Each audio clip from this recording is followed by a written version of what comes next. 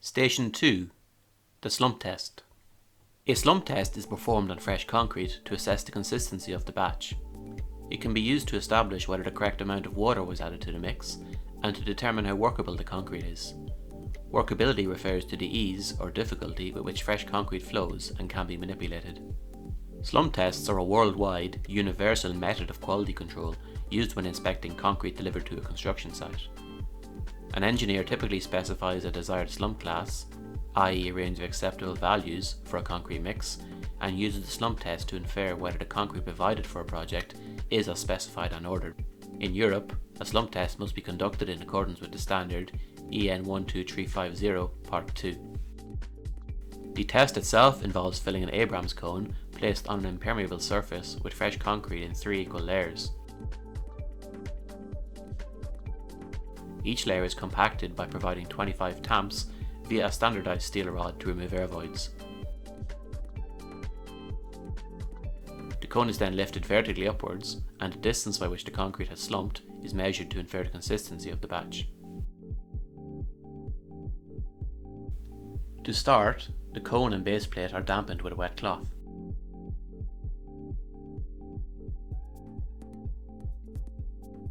The operator stands upon the 2 wings of the Abrams cone to hold it firmly in place against the base plate. They then proceed to fill the first layer of concrete.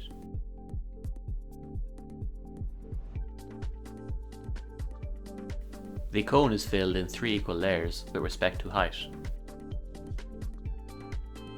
This layer, and the 2 subsequent layers, are then subjected to 25 strikes of the tamping rod. When tamping the first layer, one should not strike the base plate with the steel rod.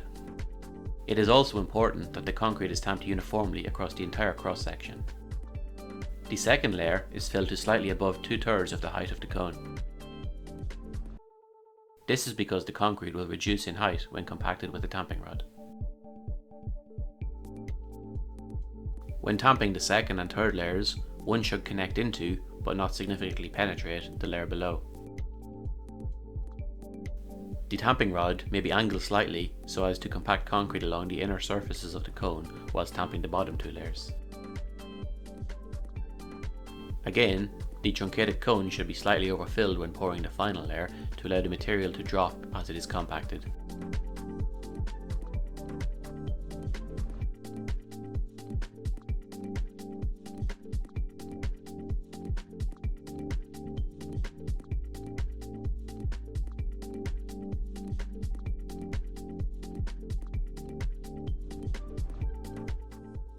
Any excess concrete protruding from the top should be removed by rolling the tamping rod across the top surface. Spilt concrete on the base plate should also be removed at this point. When ready, the operator should apply downwards force on the 2 handles and then remove their feet from the wings. The cone is then lifted carefully from the base plate over a period of between 2 and 5 seconds. No lateral or torsional motion should be imparted on the concrete during lifting. Upon removal of the cone, the concrete will slump or fall under its own self-weight to a lesser or greater degree depending on its consistency and thus reduce in height.